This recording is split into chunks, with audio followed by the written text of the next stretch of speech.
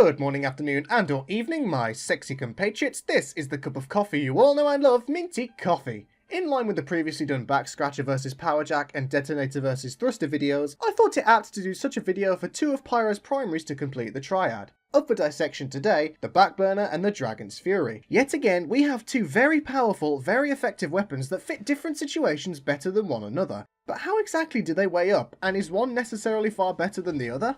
Let's take a look. The Dragon's Fury is an incendiary cannon-style primary that gives Pyro something he's been lacking for a long time primary-wise, a single-fire burst damage weapon more in line with most of TF2's weaponry, allowing Pyro to undergo more traditional combat like with his shotgun. With a base damage of 75, the Dragon's Fury, while not listed, does 2/3 less damage to non-burning players, equating to the 25 we're used to. On a burning player, it will deal its base damage of 75 per hit, and its 0.8 second firing speed will halve to 0.4 seconds. Thanks to this, the Dragon's Fury takes a Widowmaker-esque style of gameplay in rewarding good aim with extra damage and firing speed, yet the numbers are not so damaging that it becomes overpowered, for the simple fact that it is still statistically weaker than Scout, Soldier, Demo and Heavy's primaries respectively. The key downside to this weapon is being the worst flamethrower air blasting that is at least still capable of doing it, putting it above only the Flog in this respect.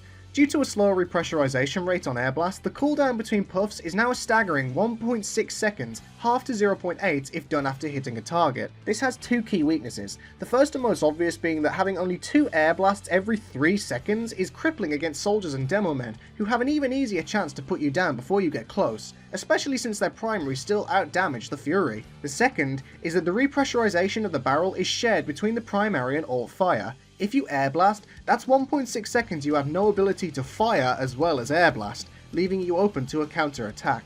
With such a crippling downside to its air blast, it stands to reason that the Dragon's Fury is far from a supportive weapon, and best suited to a dedicated offensive pyro who doesn't spend much time around his engineer, or air blasting for that matter.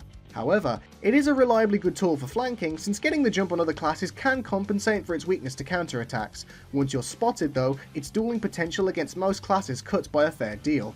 Essentially, its offensive capability is moderately viable for both typical offense and typical flanking, but does not excel at either.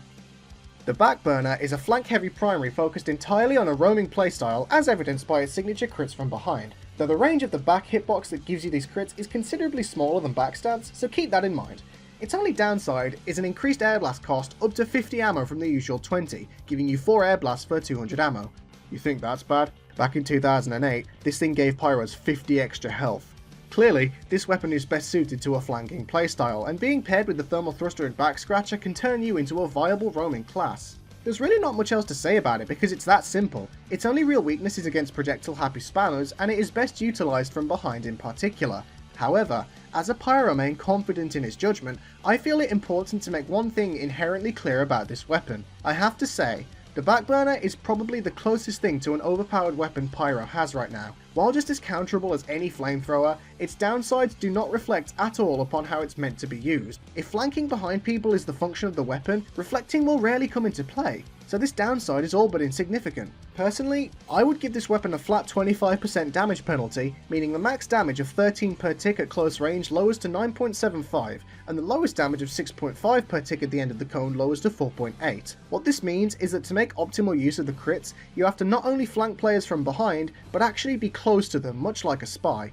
This flat damage penalty also means you would be punished for what is called front burning with a weapon designed for ambush attacks. The flat damage penalty would not adversely affect the crits from behind, which would still mercilessly melt people with its damage range of 15 to 29.9 per tick. Anyway, sorry if that rant on the weapon's current state got ahead of me, I just felt it prudent to make what was really needed to be said about this weapon more clear. Anyway, on to the conclusion. Naturally, this comes to a conclusion much like the detonator and thruster video. The Dragon's Fury playstyle-wise is a middle ground between the Backburner and the Degreaser, being moderately effective at both frontline offense and ambushing maneuvers, but not excelling at either. The Backburner dedicates to a fully flanking playstyle, but as said, really does need more punishing downsides to discourage frontline fighters from running it for whatever reason they choose. Having said that, the hard number of air blasts does mean you won't be getting much done against groups of soldiers on the front lines.